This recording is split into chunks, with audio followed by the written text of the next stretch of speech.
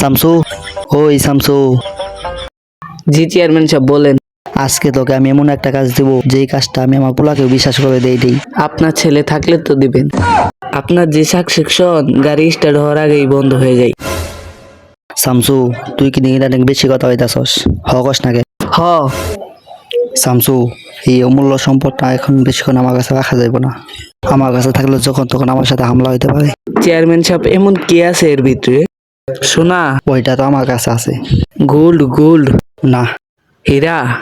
না, তাহলে এমন কি আছে এর ভিতরে?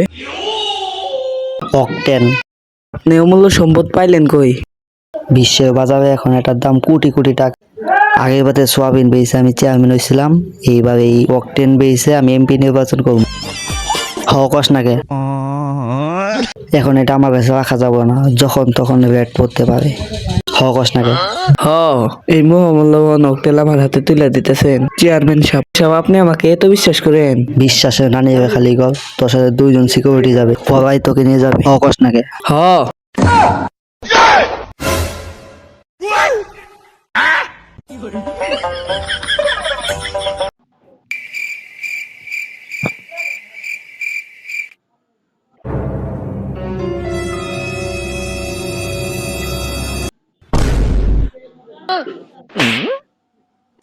ওই অকটেনটা দে। তুই কে? আমি কিংডম, অকটেনটা দে। তুই কি দেখছস আমার পাশে দুইটা বিশ্বের সেরা সিকিউরিটি? এখন তুই কি এটা আমার কাছ থেকে ছিনিয়ে নিতে পারবি? আমি নিজ ইচ্ছাই দিমু।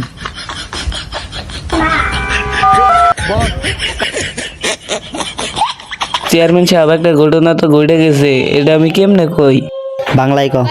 চেয়ারম্যান সাহেব মহামূল্যবান অকটেল তো চুরি হয়ে গেছে। চেয়ারম্যান সাহেব আমি একা ছিলাম, ওরা 10 জন, আমি 9 জনের সাথে ফাইট করি, একজন আমার কাছ থেকে অকটেল চুরি করে নিয়ে যায়। আপনি বাদে অন্য কেউ হইলে নাক মুখ পুটকি দিয়ে অক্ত বাইরে মরে যাইতো। আপনি তো এখনো ঠিক আছেন।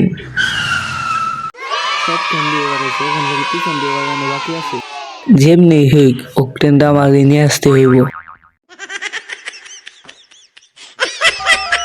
হ্যালো।